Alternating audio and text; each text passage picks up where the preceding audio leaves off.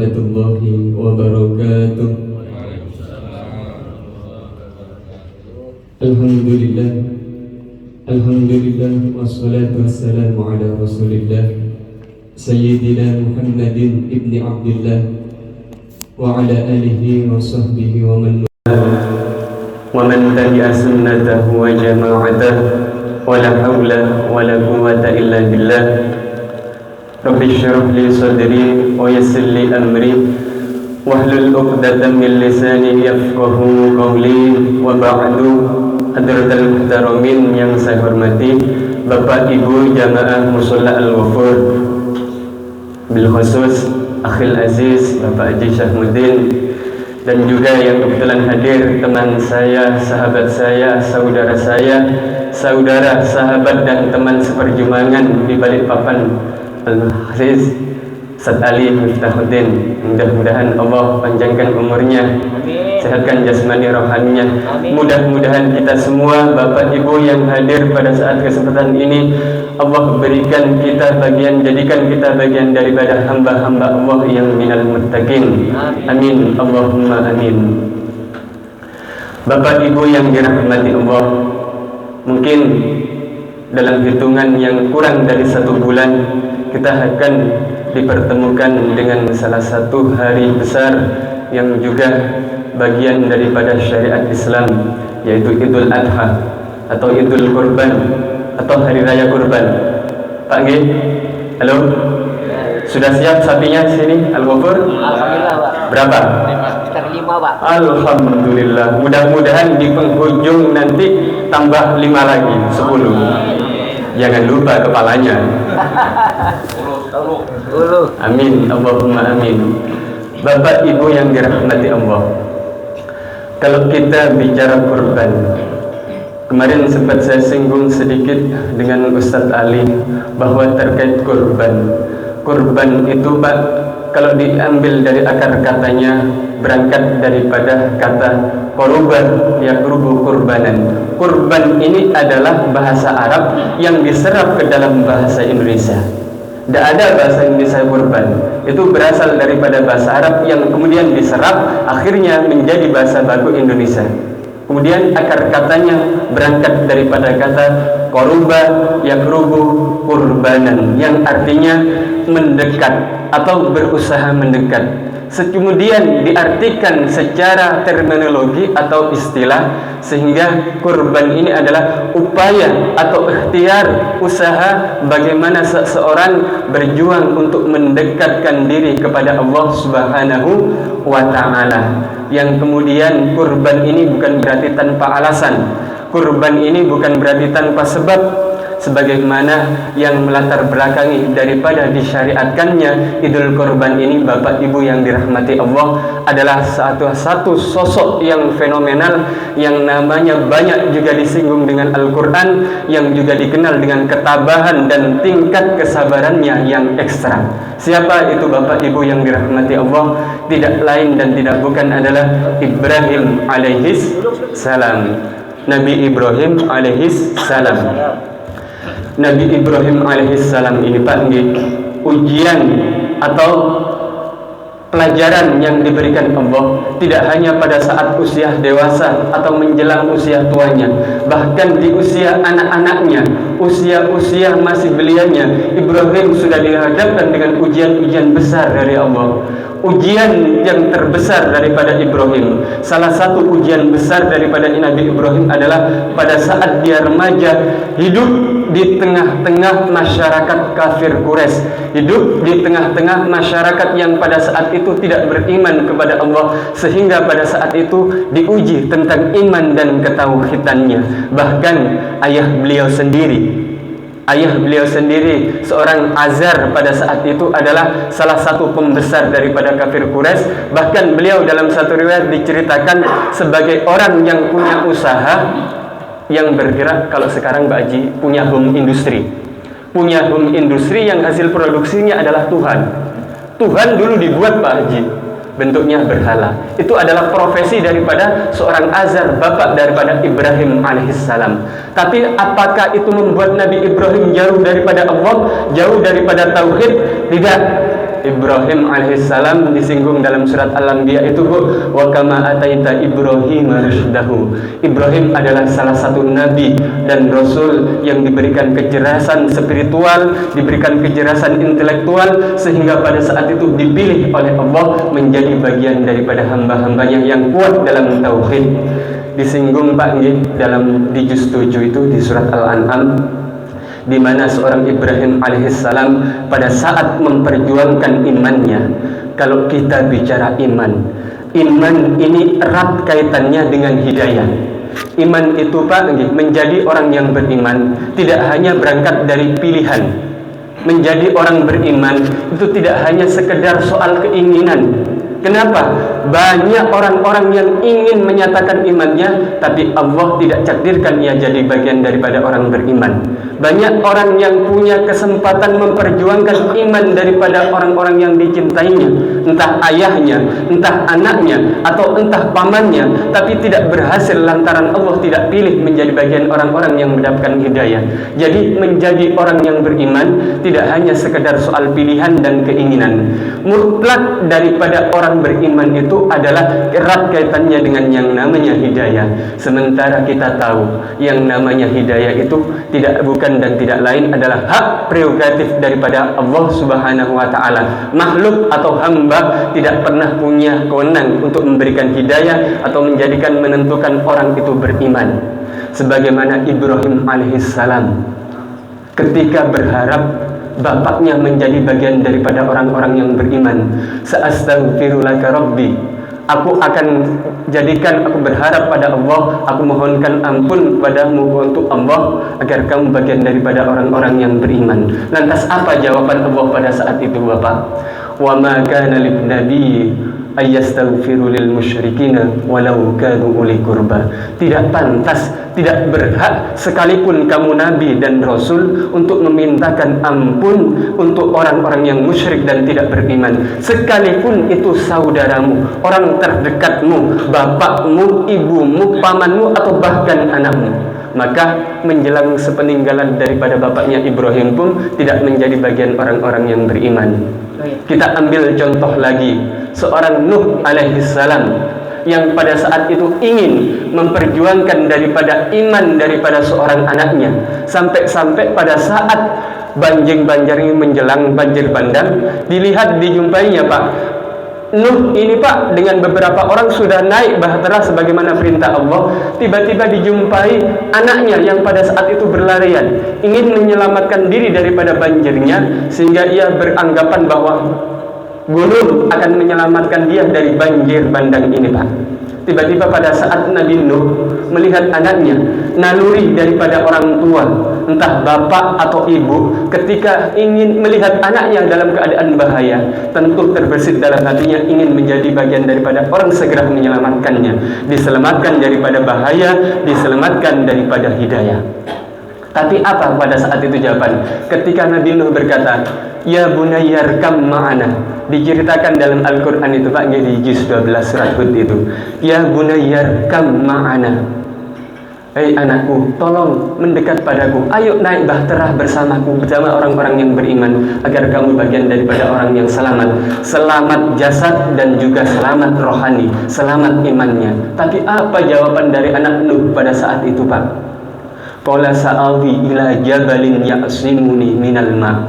Pak, tenang, tidak usah khawatirkan saya, tidak usah khawatirkan hidup saya. Sa'awi ila jabalin ya'simuni. Aku akan naik mendaki gunung setinggi-tingginya sehingga aku akan selamat dari air bah ini, sehingga aku akan selamat dari banjir bandang ini. Qala la asimal yawma min amrillah. Tidak ada satupun kekuatan pada saat ini anakku yang mampu menyelamatkanmu daripada urusan Allah, yaitu banjir bandang ini, kecuali illa marrahim, orang-orang yang dirahmati dan kasihani Allah. Siapa orang yang dikasihani Allah pada saat itu? Adalah Nuh alaihissalam dengan beberapa orang dan beberapa hewan, tumbuhan yang pada saat itu singgah di bahtera Nuh alaihissalam. Sehingga di akhir itu Nabi Nuh berharap, tetap memohonkan ampun untuk anaknya. Ya Allah, qala ya ibna Allah, innabni min ahli. Ya Allah, wahai Tuhanku, bukankah engkau tahu bahwa anakku ini bagian daripada darah dagingku, tolong selamatkan, tolong jadikan bagian daripada orang-orang yang beriman. Akhirnya Allah pun tegur Nuh alaihissalam, innaha laisa min ahlik. Nuh, betul, secara ikatan nasab itu adalah anakmu, secara ikatan daging itu adalah anakmu, darah dagingmu, secara garis turunan itu adalah anakmu, tapi secara iman dia jauh daripada ajaran dirimu. Mungkin apabila ada di era sekarang ini bapaknya muslim, kemudian anaknya tiba-tiba menyatakan diri menjadi bagian daripada orang yang beriman dengan bersyahadat. Ada apa? Ada kira-kira di antara saudara kita tiba-tiba hidup dari kecil itu dalam keadaan yang tidak beriman atau tidak beragama Islam, kemudian di usia remajanya atau tuanya tiba-tiba Allah kasih hidayah menyatakan diri ingin memeluk Islam, kemudian bersyahadat. Lah, ini kalau dalam kacamata agama, kalau kata akidah, betul, secara garis nasab itu tetap bagian daripada anak dan bapak. Tapi dalam akidah sudah bukan, sudah tidak lagi menjadi bagian daripada orang-orang yang sejalan dengan Allah. Lalu ketika ditanyakan, penting mana hubungan dengan sesama manusia, sekalipun itu bapak dan ibu kita ataupun orang tua kita, kemudian hubungan kita dengan Allah secara akidah dan iman, lebih penting mana kira-kira Pak? Tentu tidak ada hal yang lebih penting selain daripada iman. Oleh sebab itu Bapak Ibu, apabila kita pada saat ini tetap dijadikan bagian daripada orang-orang yang beriman, mari tetap kita jaga iman kita ini, mengingat iman itu bisa naik turun. Iman kita itu terus naik turun Pak, kadang naik kadang turun. Ada memang iman itu yang sifatnya standar, tidak naik ya tidak turun. Itu imannya siapa? Imannya para malaikat, karena mereka diciptakan dengan sifat yang tidak pernah bermaksiat kepada Allah. Ada yang imannya ini terus naik. Siapa itu Pak? Imannya Nabi dan Rasul, karena baik Nabi dan Rasul ini diberikan sebuah keistimewaan berupa sifat maksum, yang dimana Nabi ini terlepas dari namanya maksiat dan kesalahan. Kalaupun pernah dijumpai kesalahan daripada seorang Nabi, itu langsung diingatkan pada saat itu juga oleh Allah, sehingga maaf dari Allah pun keras pada saat itu juga. Sementara kita ini dibekali namanya sifat al-insan mahallul khata' wan nisyan. Al-insan mahallul khata' wan nisyan. Sehingga dengan dua karakter, dua sifat ini, kadang-kadang ketika sifat lalai dan abai ini mendominasi daripada diri kita, mungkin cenderung kita jauh daripada Allah, sehingga pada saat itu iman kita nurun. Tapi pada saat kita dekat dengan Allah, dekat dengan orang-orang yang dicintai Allah, senang ke masjid, senang dengan kumpul dengan orang-orang yang senang ke masjid, maka insya Allah itu bagian daripada cara untuk menjaga bahkan meningkatkan daripada kualitas iman kita. Mudah-mudahan kita bagian daripada orang-orang yang terus bisa mampu menjaga dan meningkatkan kualitas daripada iman kita. Sebagaimana Ibrahim alaihissalam dengan ujiannya yang bertubi-tubi, pada saat remaja diuji soal iman, menjelang tuanya juga tidak lepas daripada yang namanya ujian. Ujiannya apa Pak? Bahkan ketika Nabi Ibrahim lolos, bahkan berhasil melewati ujian di masa tuanya, maka jaminan garansi daripada Allah itu diabadikan sepanjang masa Pak. Sepanjang masa. Hari Raya Idul Kurban ini adalah dilatar belakangi daripada kisah seorang Ibrahim alaihissalam. Namun karena saking istimewanya, sehingga kita umat akhir zaman, umat Rasulullah pun tetap dianjurkan, bahkan Idul Adha ini menjadi salah satu syariat daripada kita umat Rasulullah Muhammad SAW, yang momentum Idul Adha atau Idul Kurban ini diperingati dari tahun ke tahun. Bukan hanya soal potong sapinya saja yang penting Pak, jangan lupa, bukan soal potong kambingnya saja yang penting, tapi apa? Pelajaran hikmah yang diambil daripada kisah seorang Ibrahim alaihissalam. Saya akan ceritakan sepintas saja agar jenengan bermemori dengan hebatnya Nabi Ibrahim, hebatnya seorang ayah. Maka jenengan tiru pada saat ini ketika jenengan menjadi seorang bapak, seorang ayah, bagaimana perlakuan Anda kepada anak Anda pada saat itu. Ibrahim alaihissalam, cerita daripada perjuangan Ibrahim, pengorbanan seorang Ibrahim alaihissalam disinggung oleh Allah Subhanahu wa taala, diceritakan dalam Al-Qur'an, yang tentunya Al-Qur'an ini akan terus ada hingga yaumil qiyamah nanti. dalam surat As-Saffat di juz 23 ayat atau surat setelah surat Yasin itu surat Saffat. Kemudian cerita daripada seorang Ibrahim di situ, Pak. Cerita kurbannya di situ. Bapak Ibu yang dirahmati Allah, pernah nyampe ngaji surat As-Saffat? Nyampe, Pak? Halo? Ibu nyampe nggih? Insyaallah. Belum. Terus hidup dibuat apa saja kalau kelewatan Ustaz. atau belum nyampe karena masih ngopi di rapat. Pak, setidaknya nggih, kalaupun kita tidak bisa setiap bulan khatam, mungkin setengah tahun tidak khatam, paling tidak setahun upayakan khatam nggih. Masa setahun tidak khatam, Pak? Nah, kemudian sambil diingat-ingat cerita yang terbaik di Al-Quran itu sambil diingat-ingat, karena Quran itu 85% itu adalah isinya cerita hikmah, kemudian 15%-nya adalah bagian daripada hukum-hukum, entah hukum syariat, muamalah, muasyarah atau jinayah, semuanya itu cerita zaman-zaman dulu, sehingga Allah itu mesti ceritanya itu digambarkan dengan umat-umat dahulu. Makanya Bapak ketika baca Al-Quran itu sekarang kan Al-Quran itu ada yang dilengkapi dengan terjemahnya. Jadi mungkin itu sedikit membantu kita apa istilahnya terjemah daripada ayat yang kita baca. Meskipun tidak mewakili secara utuh daripada pesan ayat yang kita baca, setidaknya apa yang kita baca itu tahu. Oh, ini artinya. Oh, ini ceritanya di sini, ceritanya Nabi Adam, Nabi Ibrahim. Sehingga yang melatar belakangi daripada disyariatkannya Idul Kurban ini, Ibu, yang kita hampir tiap tahun potong sapi, potong kambing itu ada alasan dan sebabnya, Bu. Nabi Ibrahim alaihissalam pada saat usia menjelang 100 tahun. Usia menjelang 100 tahun itu, Pak, kalau usia kita sudah seperti Pak Haji mungkin. Berapa usia? 66, Pak. Kalau sudah 66 hati-hati. Itu sudah menjagati usia-usia. Tapi kalau dilihat dengan ini setelnya masih kayak anak 18 masih semangat. Okay.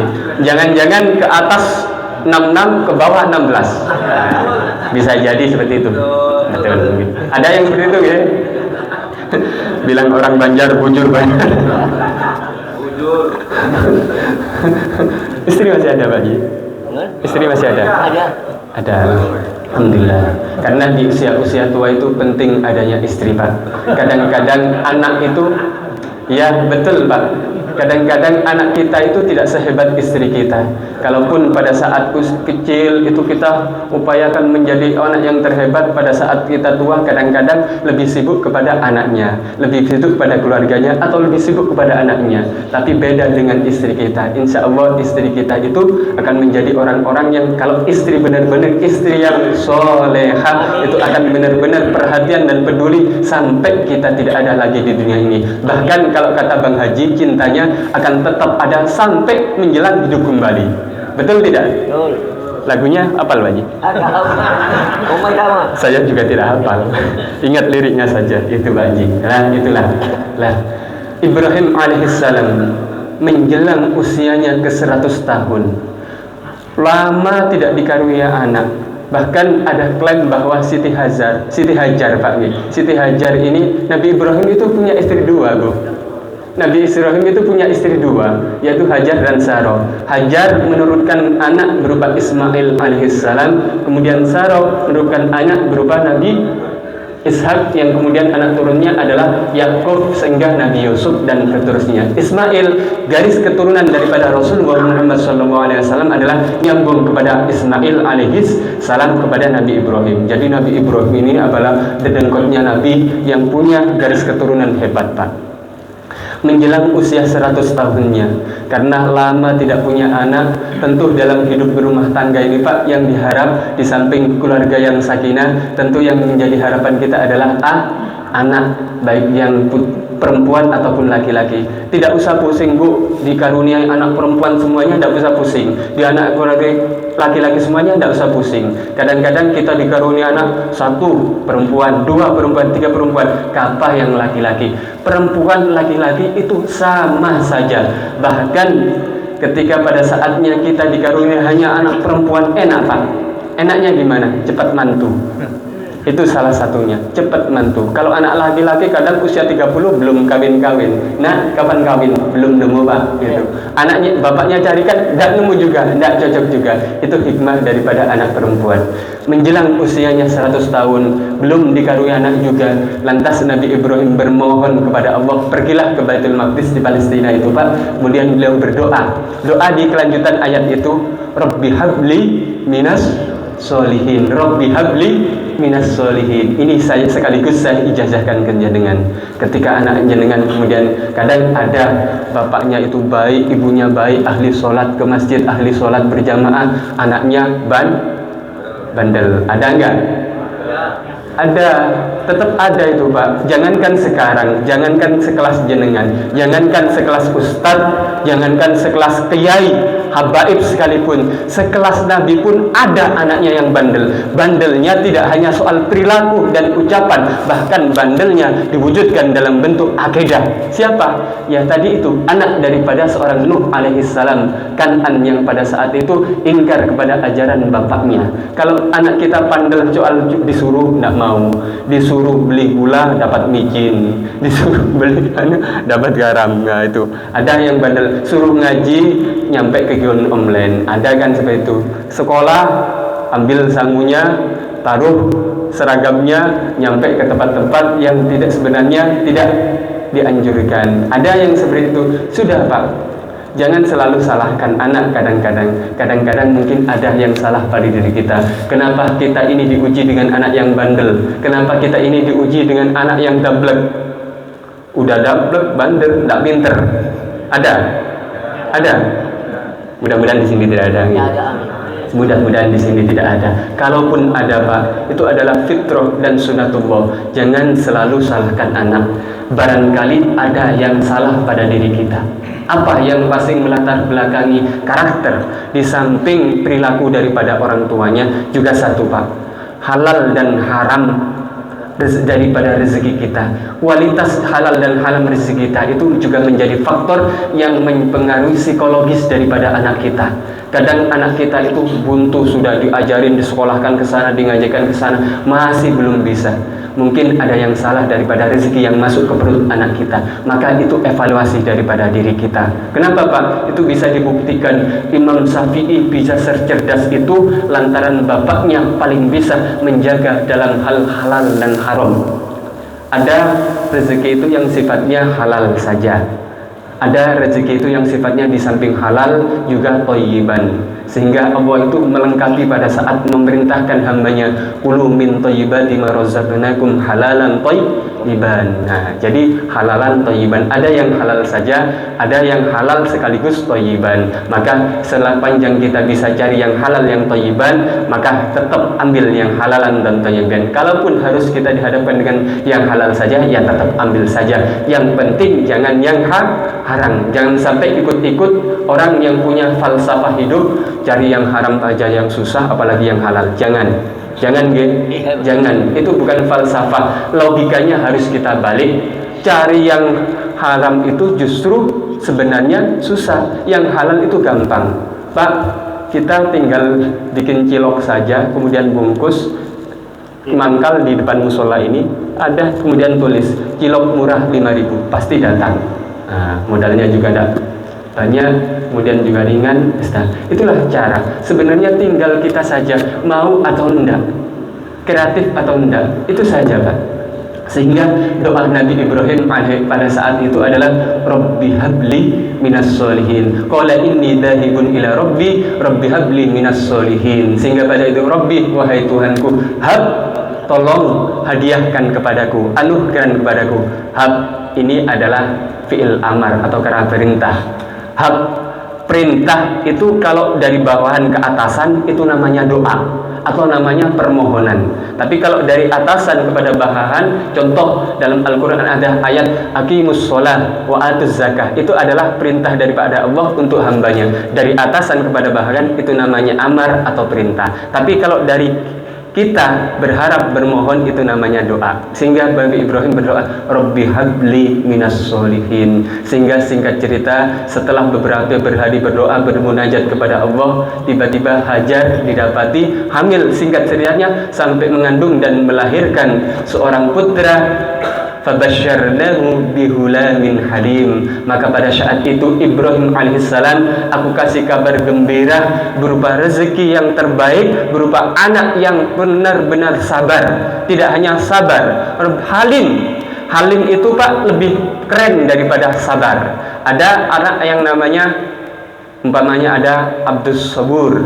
Abdus Sabur, di antara nama Asmaul Husna itu kan yang terakhir adalah As-Sabur. As-Sabur itu kalau dibandingkan dengan kata Halim itu lebih keren daripada Halim. Kalau ada orang namanya Abdul Halim itu lebih keren daripada Abdus Sabur. Ini kalau dilihat dari maknanya. Lalu soal perilakunya, ya lihat faktanya.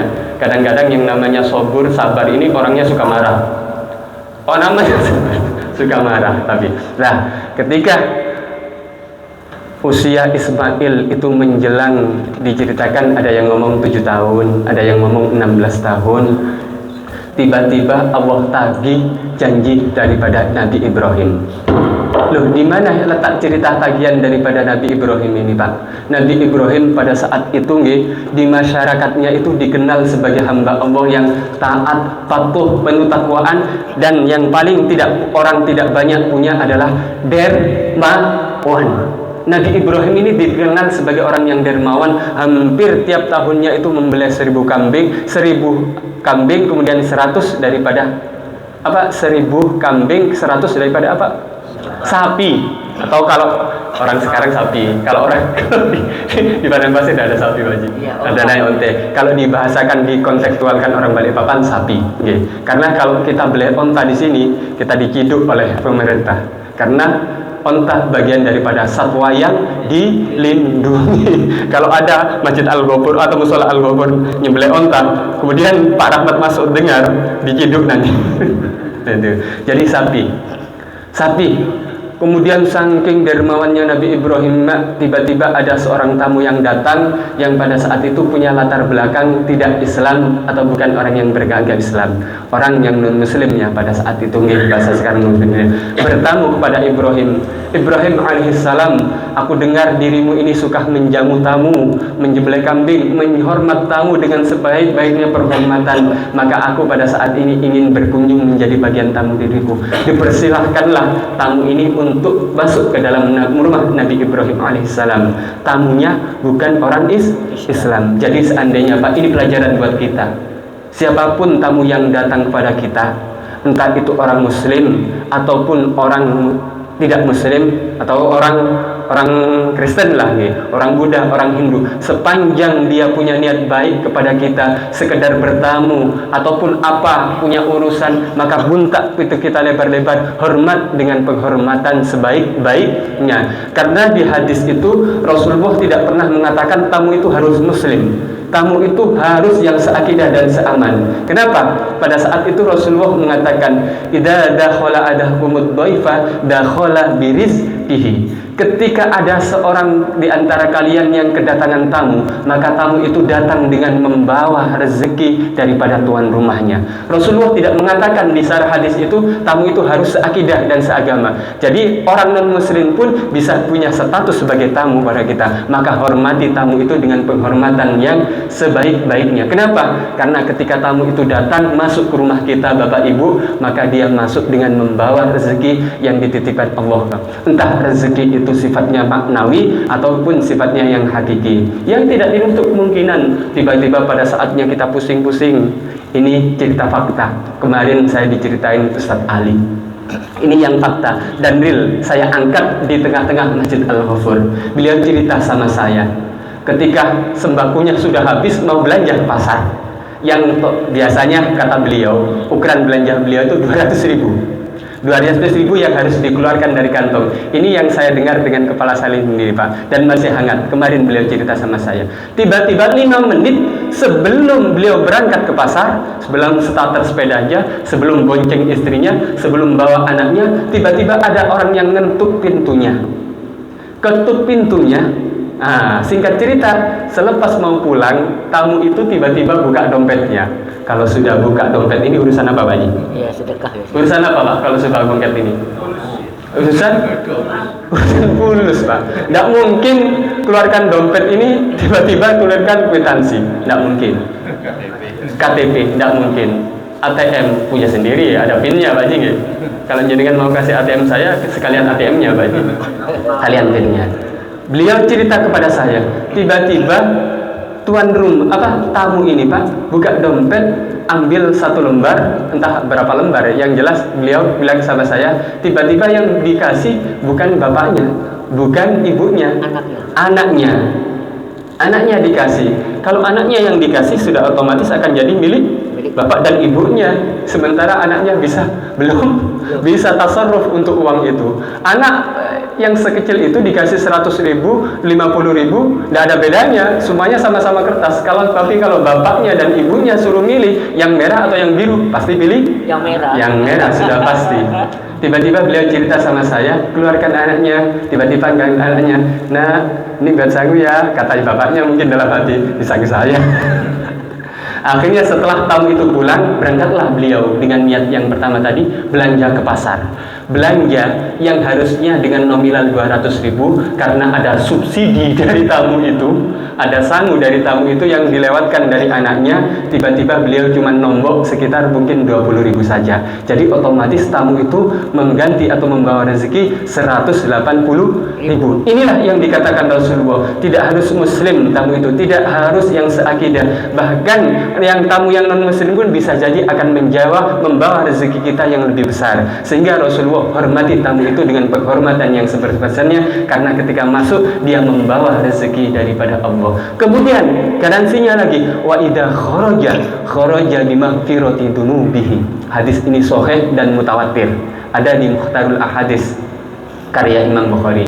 Ketika tamu itu sudah pulang, entah pulang setelah minum kopi, entah setelah makan jamuan, meskipun tidak dibakarkan sate, tidak digantikan kambing guling, pokoknya ketika tamu itu keluar, maka keluar diampuninya dosa daripada tuan rumahnya, dengan catatan dosa-dosa yang ada kaitannya dengan Allah Subhanahu wa taala, bukan dosa hakul adami. Dosa itu, Pak, kalau urusannya dengan Allah, sanksinya itu mudah.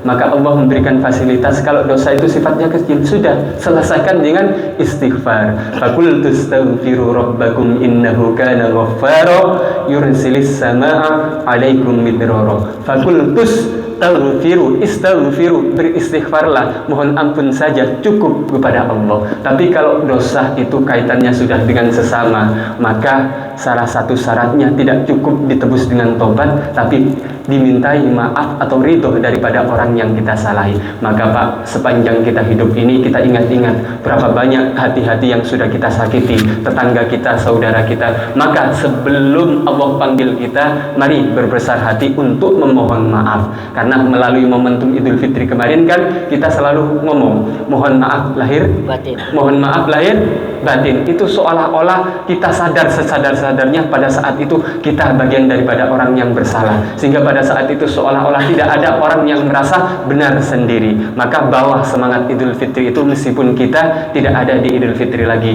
Jangan lagi ada tetangga yang tidak rukun dengan tetangganya, ustadz tidak rukun dengan ustadz lainnya, kiai tidak rukun dengan kiai lainnya. Ada tidak, Pak Haji? Kiai tidak rukun dengan kiai lainnya? Ada? Tidak ada, Pak? Alhamdulillah, mudah-mudahan tidak ada. Meskipun faktanya kalau kita lihat di media, di televisi, banyak Ustadz A membuli Ustadz B, Ustadz A mencaci Ustadz B, itu seterusnya. Tapi ini adalah bagian daripada sunnah tubuh. Zaman Rasulullah pun ada, di mana sahabat kurang cocok dengan sahabat lainnya. Bahkan kalau kita mau jujur, Bu, ya namanya hati, hati ini naik turun, kadang seneng, kadang benci, Tapi catatannya, kata Rasulullah, kalau kamu itu benci sama seseorang, sekedar saja, cukup sekedar saja. Karena apa? Bisa jadi orang yang pada saat ini kamu paling benci kepada dia, bisa jadi pada saatnya nanti menjadi orang yang paling kamu cintai. Atau bisa jadi tanpa sepengetahuan kamu, orang yang pada saat ini kamu benci justru orang yang paling banyak mendoakan dirimu. Makanya Pak, kalau membenci orang itu biasa saja. Kalau bisa, jangan sampai ada benci dengan kita. Kalaupun ada, ditekan atau diminimalisir. Seperti itu Pak nggih. Nah, jadi mudah-mudahan melalui momentum Idul Fitri kemarin jangan lagi ada hati yang tidak akur dengan hati yang lainnya, lebih-lebih anak kepada orang tua. Sehingga pada saat Ismail alaihissalam menginjak usia 7 tahun, ada yang bilang 7 tahun, ada bilang yang 16 tahun. Ini kan usia anak-anak yang istilahnya aktif-aktifnya. Kita lihat kan seneng-senengnya Pak nggih, lucu-lucunya. Karena Al-Qur'an itu bicara, falamma balagha ma'ahu sa'ya qala ya bunayya inni ara fil manam anni atbahuka. Ini berangkat daripada cerita tadi Pak. Ketika tamu non-muslim ini datang kepada Ibrahim alaihissalam ingin membuktikan seberapa kedermawanan Ibrahim alaihissalam yang populer di tengah-tengah masyarakatnya, tidak hanya di Musola Al-Ghafur. Jadi seibaratnya Pak Haji Sahmuddin ini dikenal sebagai orang yang dermawan, nama besar dan kedermawannya tidak cukup di Al-Ghafur, tidak cukup di Balikpapan Tengah, tapi seantero daripada masyarakatnya. Mungkin Balikpapan Pak Haji itu sudah terkenal, sehingga ada orang yang ingin membuktikan sendiri pada saat itu orang non-muslim seberapa dermawan Ibrahim alaihissalam itu, sehingga disambutlah Pak pada saat itu, dijamu, diberikan guling, disembelihkan kambing. Kemudian setelah makan, singkat ceritanya setelah minum, kebiasaan kita biasanya setelah kenyang itu pulang, sudah makan pulang, atau SMA sudah makan amblas. Nah, jadi tamu ini Pak ingin pamitan kepada Ibrahim setelah kenyang, ingin pamitan, wahai tuanku Pak Ibrahim, saya ingin pamit karena saya sudah percaya kalau menjadikan bagian daripada orang-orang yang dermawan. Tiba-tiba terbesit dalam hati Ismail, sebentar wahai saudaraku, aku tahu bahwa dirimu bukan bagian daripada orang yang muslim. Atas nama Allah, pada saat ini aku ingin menjadikan kamu bagian daripada saudaraku. Saudara tidak hanya sebangsa, senegara, dan semasyarakat. Aku ingin menjadikan bagian daripada saudara yang seakidah. Artinya Ibrahim pada saat itu berharap saudara atau tamu yang dijamunya yang tidak beragama Islam atau tidak muslim ini Pak, berharap memeluk daripada agama Allah. Tiba-tiba saudaranya tamu ini bilang sama Ibrahim, apakah kamu menyambutku dengan sambutan terbaik ini hanya karena aku ingin kamu masuk Islam? Bukankah Tuhan kamu itu maha kaya memberikan nikmat kepadamu tanpa pamrih? Nah, sehingga pada saat itu, kalau kamu rencana dan tujuannya seperti itu, aku bisa ganti atau bahkan aku bisa lebih daripada yang kamu beri pada saat ini. Marah pulang. Pada saat marah pulang ditegurnya oleh Allah Subhanahu wa Ta'ala pada saat itu melalui ilhamnya, Ibrahim, aku kasih nikmat kepadamu itu kan aku kasih kamu harta, uang banyak, sapi banyak, kambing banyak. Pernah aku minta ganti, pernah aku minta imbalan Ibrahim? Tidak sedikit pun minta ganti, tidak sedikit pun aku pamrih kepadamu. Lantas kenapa kamu kepada hambaku saja harus berpamrih? Maka berkat daripada titah itu Pak, Ibrahim cepat-cepat pada saat bangun dari tidurnya, kemudian dicarilah saudaranya yang non muslim ini tadi Pak, diundang lagi ke rumahnya. Aku dapat teguran daripada Allah karena lantasan ucapan yang kepadamu tadi.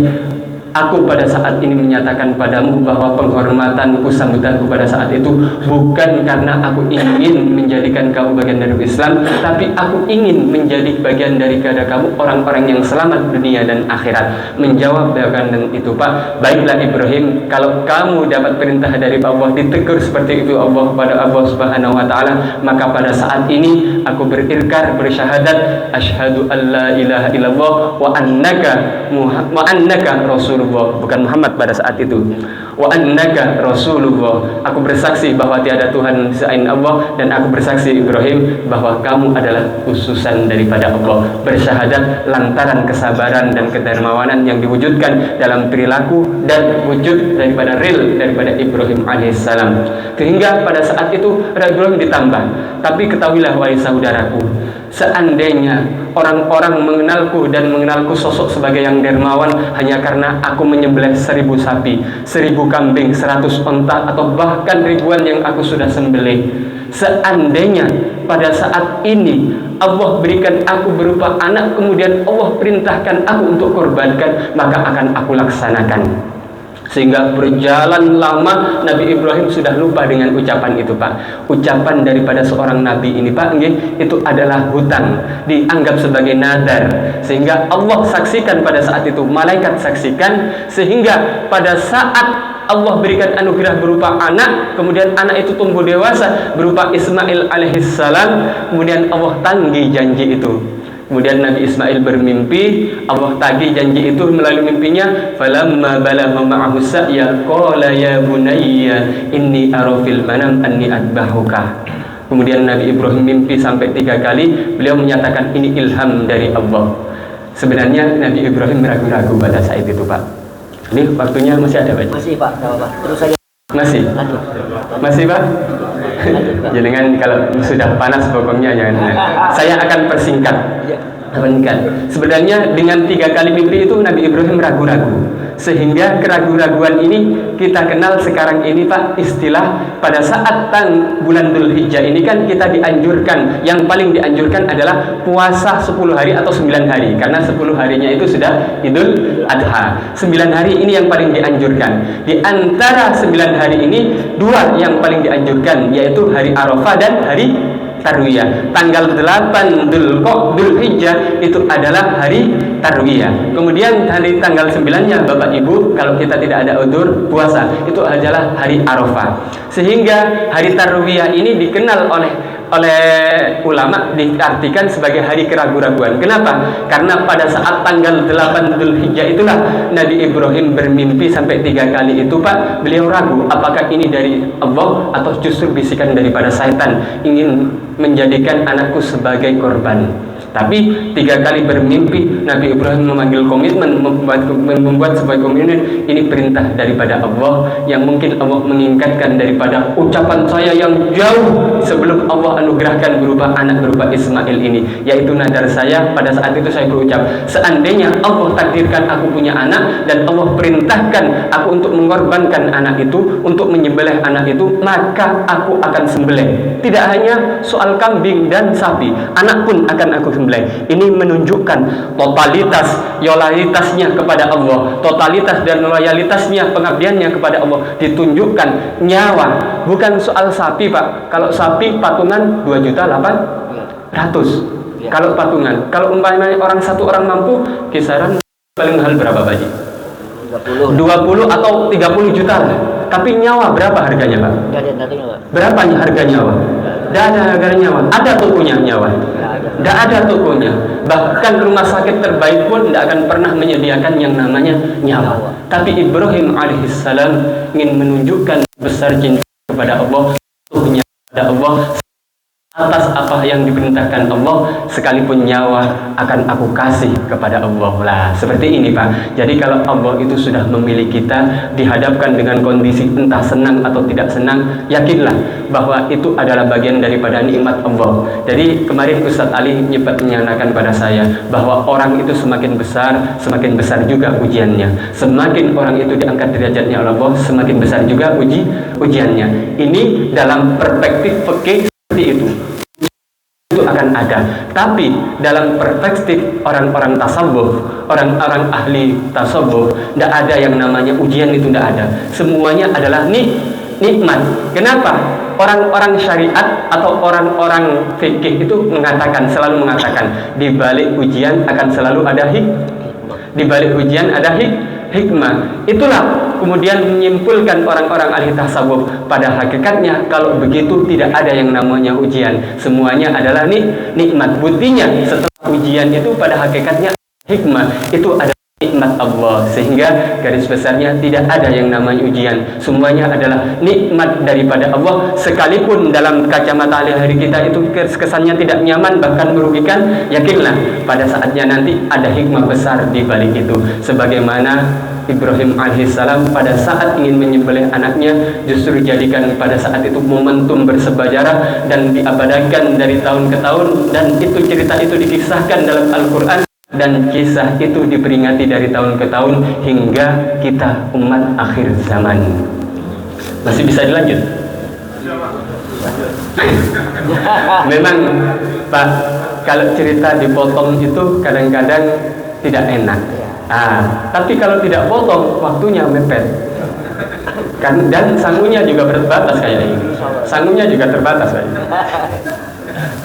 Tapi Pak, kesimpulannya dari kisah Ibrahim ini intinya Idul Adha, Idul Korban itu tidak hanya soal potong kambing atau potong sapi saja. Kenapa? Buktinya Allah mendeklarasikan dalam surat Al-Hajj juz 17 ayat berapa nih? Nah, kalau ayatnya saya memang kadang-kadang suka lupa kalau ayatnya. Di juz 17 surat Al-Hajj itu Pak, ada ayat la yanalallaha luhumuha wala dima'uha walaki yanaluhut taqwa minkum. Jadi orientasi daripada kurban atau Idul Adha ini bukan soal potong kambingnya, bukan soal potong sapinya, bukan soal bagi-bagi daging dan kurbannya, bukan soal kepala atau kikilnya, tapi esensi daripada kurban, esensi daripada Idul Adha itu lebih daripada nilai takwa yang daripada Allah. Sepanjang orang itu punya kemampuan, apabila kita mampu berkorban dalam bentuk wujud sapi, maka jangan sampai diturunkan levelnya justru berkorban kambing. Kalau kita mampunya cuma kambing, maka jangan memaksa untuk berkorban sapi, apalagi sampai hutang, lebih-lebih hutang yang tidak bisa nyaur. Lah, tapi Imam Sufyan Ats-Tsauri menganjurkan seandainya pada saat hari kurban itu kita bagian pada orang yang tidak punya uang, sementara kita keyakinan setelah lepas kurban ini kita bisa umpamanya kita beli sapi pada saat hari Idul Kurban itu Ibu itu ukuran mungkin 20 juta atau 30 juta, kita mampu, tapi tidak punya uang. Pada saat itu kita tidak punya uang, tapi kita punya keyakinan bahwa setelah Idul Adha ini kita punya uang, maka kita tetap dianjurkan berkorban pada saat itu. Kesunahan untuk berkorban masih berlaku untuk kita meskipun pada saat itu kita tidak punya uang cash, tapi asal dengan catatan, dengan keyakinan setelah Idul Adha kita punya keyakinan kita punya uang. Contohnya pengusaha PNS mungkin banyak tabungannya, pada saat itu masih tidak cair, kemudian pada saat Idul Adha tidak punya uang, maka tetaplah berkorban karena ada jaminan bahwa pada saat selesai berkorban itu hutang daripada yang dijadikan korban itu Pak. Jadi boleh hutang itu berkorban Pak. Nah, makanya saya selalu kampanyekan kepada masjid-masjid yang income-nya besar, uangnya besar, uang masjid itu Bu. Makanya jadi pengurus masjid itu jangan pelit-pelit. Kalau jadi pengurus masjid takut kehabisan uang, mundur. Ini sering saya ini tidak bercanda Pak, tidak guyon ini. Kalau jadi pengurus masjid takut kehabisan uang, mundur Pak, mundur. Berarti jenengan bukan tipe pemimpin yang visioner. Ya, lebih-lebih uang itu untuk masjid atau musola. Hanya di Al-Ghufur saya kecampanyakan. Bahkan di tengah-tengah teman-teman DMI itu kan yang memfasilitasi wadah daripada masjid di Balikpapan. Teman-teman DMI itu Pak, saya selalu ngomong bahwa masjid-masjid yang income-nya besar kalau bisa untuk ukuran umpamanya 200 juta ke atas, sementara masjid itu sudah tidak punya kebutuhan lagi, mungkin perbaiki masjidnya sudah tidak punya, daripada uangnya ditaruh di mana? Di bank. Apa fungsinya ditaruh di bank? Kalau cuma keadaan pertimbangannya aman saja, mungkin ditaruh di rumah sudah relatif aman. Daripada fungsi sama saya itu berarti tasarrufnya tidak ada. Betul, uang yang diinfakkan ke masjid, udah disedekahkan ke masjid, itu sifatnya adalah universal. Tasarrufnya kemanapun Pak. Jadi tidak ada istilah uang wakaf, itu tidak ada. Jadi kalau ada orang pengurus masjid ngomong, uang ini tidak boleh diapa-apain, ngaji dulu. Jangan cuman asal tua jadi harus ada trainingnya. Jadi usia tua itu tidak jadi ukuran Pak Haji. Usia tua itu tidak jadi ukuran. Maka tapi kalau sudah menjadi orang tua dijadikan pengurus masjid, harus berani bertanggung jawab. Tanggung jawab itu diwujudkan dalam bentuk tetap belajar Pak Haji. Makanya teman-teman DM itu saya sosialisasikan. Lah terkait masjid yang punya uang banyak, kemudian menjelang Idul Fitri, kalau bisa kita gunakan uang sebagian uang kas itu Pak untuk nalangi dulu daripada sebagian jatah. Boleh, sangat boleh, sangat boleh. Dengan catatan kita bisa dengan jamin bahwa beberapa nasabah yang masuk daftar 7 orang itu, 7 orang ya, satu sapi ditanggung berapa orang? 7 orang. Jangan banyak-banyak. Karena memang standar daripada hadis yang disampaikan Rasulullah seperti itu. Nah, sebenarnya kalau kita mau jujur, Rasulullah tidak pernah mengatakan itu wajib. Standar satu sapi 7 orang itu Rasulullah tidak pernah mengatakan itu wajib. Satu kambing ditanggung 1 orang, Rasulullah tidak mengatakan itu wajib. Pada saat Rasulullah berkorban udhiyah bi kabsyaini, Rasulullah mengatakan hada min Muhammadin wa ali Muhammadin wa ummati Muhammadin. Satu kambing Rasulullah deklarasikan, nyatakan, kambing ini ya Allah aku kurbankan untuk Muhammad, untuk keluarga Muhammad, dan untuk umat Muhammad yang tidak punya kemampuan dan kesempatan untuk berkurban. Satu wedus, satu kambing hanya untuk semua orang, meliputi keluarga. Jadi boleh, seperti itu. Jadi untuk umpama Pak Jige, untuk Islam melancarkan proses dari pendaftaran jamaah masjid, seandainya musola Al-Ghafur ini ditakdirkan banyak, punya kas banyak, maka rapat pengurus keputusan bahwa boleh seandainya ini kira-kira anggaplah standarnya itu 5 sapi. 5 sapi seandainya 100 juta. Anggarkan 100 juta beli 5 sapi. Nah, kemudian dari teman-teman ini data, kamu mau kurban, jauh-jauh hari kurban. Saya siap tapi belum ada uang. Baik, saya talangi dulu. Dalam arti saya utangi dulu. Saya utangi. Boleh. Nah, apa? Dengan catatan nanti boleh nyicil, boleh langsung, boleh itu. Nah, seperti itu. Dalam artian apa, Pak? Maka syiar Islam dengan begini akan jalan. Itulah hebatnya. Kalau agama ini dijalankan orang-orang yang ngerti ilmu agama, maka akan mudah. Tapi agama ini akan terasa sulit. Bahkan itu bukan solusi. Agama ini akan pernah jadi solusi ketika dijalankan orang-orang yang tidak berilmu, tapi sok tahu. Itulah kenapa dulu di zaman Rasulullah, bahkan di zaman Khalifah Umar bin Abdul Aziz, masa keemasan Islam itulah hampir tidak ada masyarakat ditemui dalam keadaan fakir miskin. Kenapa? Karena pengelolaan uang umat, dana umat melalui Baitul Mal. Kalau dulu Baitul Mal, sekarang negara khususnya Indonesia itu diambil alih oleh Kemenak, kemudian disalurkan melalui basnas setempat, baik kota ataupun provinsi. Itu ada uang umat itu, Pak. Tasarrufnya juga tasarruf. Makanya pegawai basnas itu kebetulan orang-orang Masjid Jamiatul Mustaqim itu banyak pegawai basnas kan. Saya selalu ngomong, kalau cuman menghabiskan uang itu gampang. Cari musola yang istilahnya kasnya tidak banyak, sementara imamnya gajinya kecil, guru ngajinya gajinya kecil. Jadi sebanyak repotnya itu Pak Ji, kadang-kadang sadarnya itu karena pengurus masjid karena sudah merasa memiliki uang, tidak boleh dikeluarkan untuk masjid lain. Keliru, Pak. Salah besar itu, Pak. Salah besar. Uang umat itu tasarrufnya ya juga untuk umat, tidak harus dibasati di situ. Tapi prioritas tetap di situ. Seandainya di Al-Ghafur ini ada tetangga yang tidak mampu, mungkin ada sebagian uang dari kas masjid ini diberdayakan. Kamu punya usaha apa? Saya catering, baik tak subsidi, nanti keuntungannya bisa dibagi ke masjid, ataupun masjid tidak minta keuntungan, hanya sekedar membantu, boleh. Nah, jadi seperti itu, Pak. Jadi agama ini akan jadi solusi dan mudah ketika dijalankan orang-orang yang ngerti. Maka Bapak, fas'alu ahlad dzikri, pesan Al-Quran, fas'alu ahlad dzikri in kuntum la ta'lamun. Tolong tanya, konsultasikan soal agama itu kepada pakarnya. Kalau soal agama, tanyakan kepada ustadz. Tanyakan soal agama, tanyakan kepada guru, gayai. Itu sudah pas. Kalau soal agama ditanyakan kepada ahli konstruksi, tidak nyambung, Pak. Ahli konstruksi itu mesti besi, ukuran semen, batu bata gitu. Kemudian tanyakan soal tanya kepada tuan tanah. Itu saja. Inilah yang disebut dengan fleksibel dan tepat.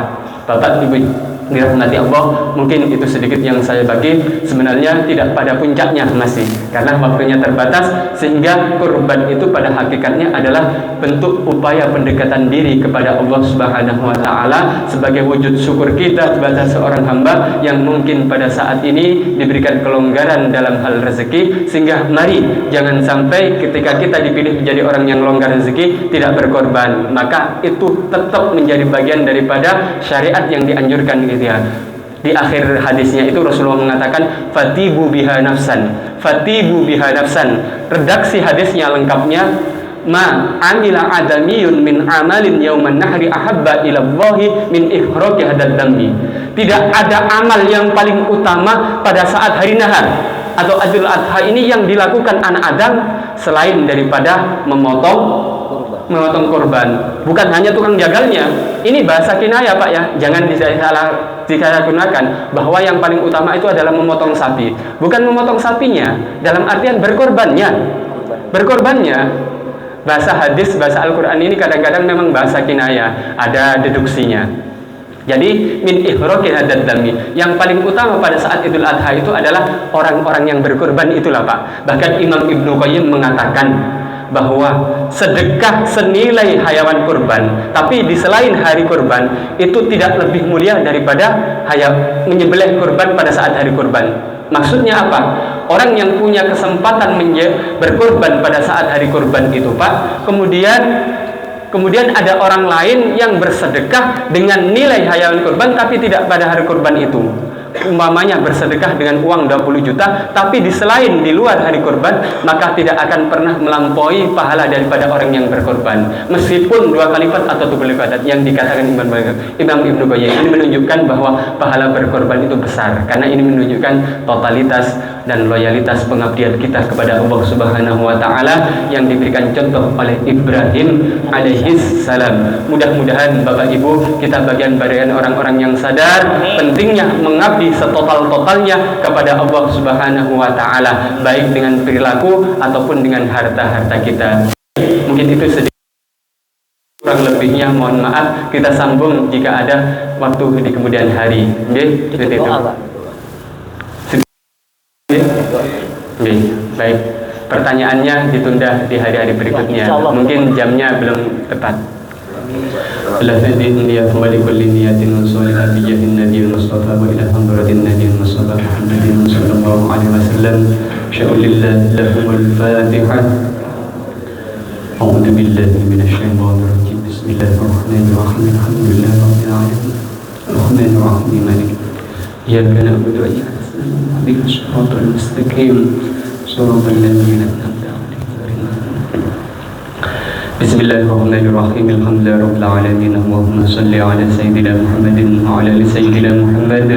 Subhanaka la ilma lana illa ma 'allamtana innaka antal alimul hakim.